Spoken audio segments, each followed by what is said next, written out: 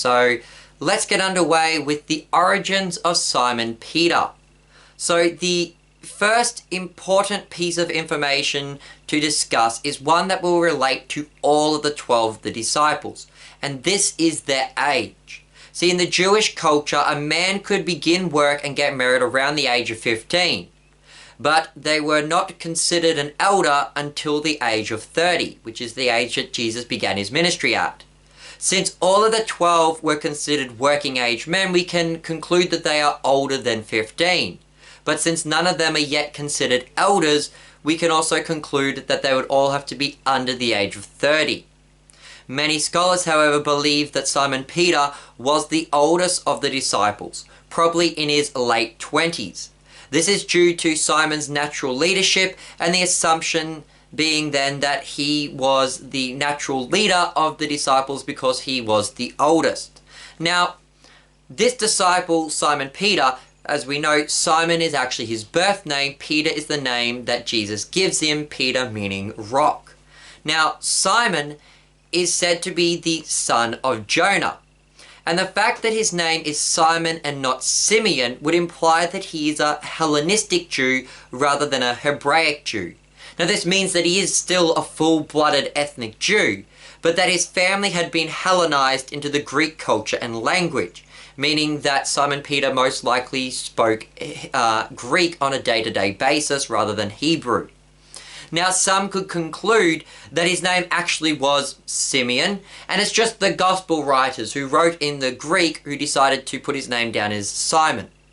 However, there are a few reasons why this would not be the case. The first, and probably one of the most important, is that Simon's brother is named Andrew, or in the Greek, Andros, which is the Greek for man.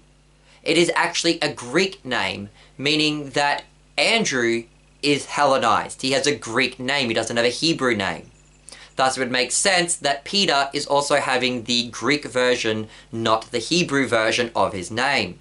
Secondly, in Luke's Gospel, he does refer to the elderly prophet in the temple as Simeon, but then later refers to Simon Peter as Simon, demonstrating that the author, Luke, has made a conscious decision to refer to one using the Hebraic Simeon and one with the Hellenistic Simon.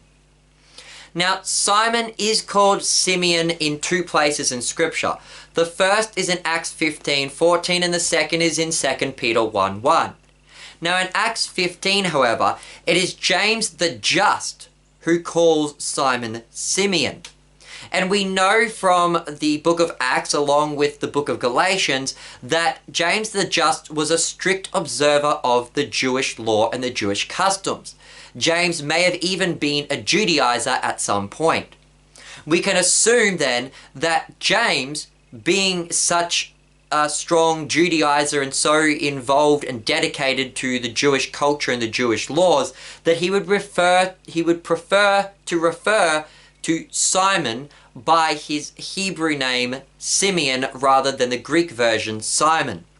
This would be similar to how St. Paul in his epistles always refers to Simon Peter as Cephas, which is the Hebrew word for rock, rather than Petros, the Greek word for rock. Now, as for 2 Peter, Peter does here call himself Simeon rather than Simon. Yet many scholars believe that Peter's second epistle was written to a Jewish audience, and that Peter would be using the Hebraic version of his name in order to have a better appeal to the Jewish audience.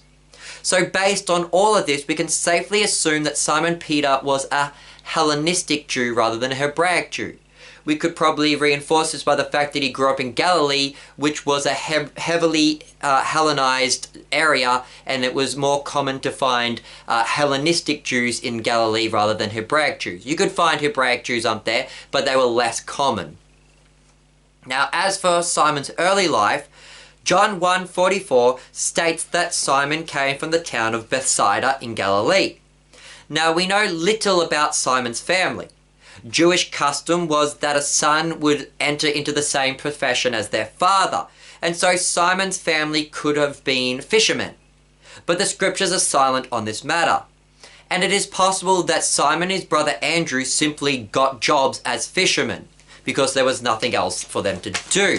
This is probably reinforced by the fact that in John's Gospel, he is referred to as Simon of Bethsaida. Yet the Synoptic Gospels, that is Matthew, Mark, and Luke, all mention that Simon is living in Capernaum. This would mean that Simon most likely grew up in Bethsaida, being born in Bethsaida, but that he later moved to Capernaum for work.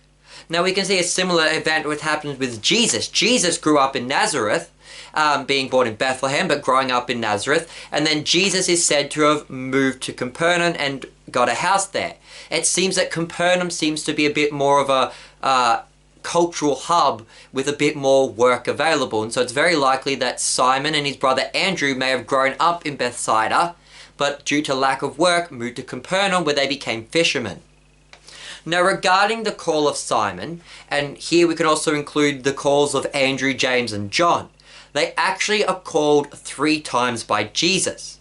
See, Matthew, Mark, Luke, and John give 3 differing accounts. Yet these are not 3 different tellings of the same account. They are clearly 3 different accounts, because it's not like minor details are different. They are completely different events happening at completely different times. And so scholars have suggested that the disciples, especially at least these 4 disciples, were called on multiple occasions. Now, one piece of evidence to support the idea of multiple callings can be found when you compare Matthew and Mark's Gospel with Luke's Gospel.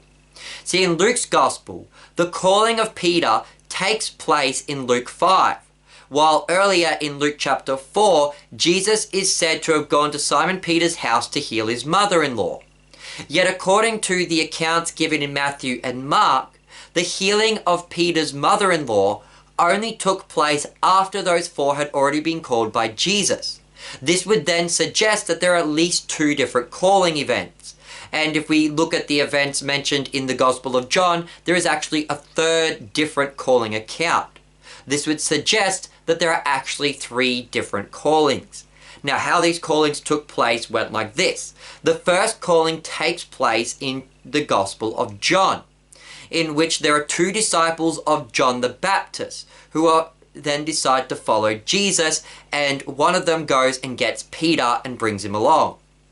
Then we have the accounts of the Gospel of John, chapters 1 through to 4. And in these accounts, we also have the callings of Philip and Nathanael, the wedding of Cana, the Passover in Jerusalem, which includes the cleansing of the temple. There is the meeting of Jesus with Nicodemus. There is the meeting with the Samaritan woman. And then the wrap up with the healing of the official's son. Now, all of this takes place before the second calling of the disciples, which is mentioned in the Gospels of Matthew and Mark. We know this because in John 5:54, John states that the healing of the official's son was the second miracle that Jesus had ever done. And yet the synoptics all mention that Jesus was casting out demons and healing the sick after he had called Simon, Andrew, James, and John. Thus, sometime after the accounts of John chapter 4, Jesus is walking by the Sea of Galilee and he sees Simon and Andrew out fishing. He calls to them and calls them to become fishers of men. He then also calls James and John as well. Following this event, Jesus then casts out demons and heals the sick, one of whom is Simon's own mother-in-law. This also demonstrates to us that Simon was married. He is the only one of the 12 disciples to be mentioned in Scripture as having been married. The others could have been married, but it does not mention that in Scripture. Now, according to Clement of Alexandria, Simon and his wife also had children, but they're never mentioned in the Scriptures. There is one legend from the 6th century that identified Saint Petronilla as being his daughter, but many scholars don't believe that's the case. Now, after this, Jesus then goes around preaching in synagogues, and on one occasion he gives a Sermon on the Mount. Following this, Jesus then gives another sermon on the coast of Gennesaret. And it's during this event, during this giving of this sermon, that Jesus climbs into Simon's boat to use it as a pulpit. And after preaching to the crowds, Jesus then instructs Simon, along with James and John who were with him, to cast out their nets, and they caught a miraculous amount of fish. So many fish that it began to break their nets. After this, Jesus then called them for a third time, demonstrating that they should no longer be fishermen, but fishers of men. And so that is the origins of Simon Peter.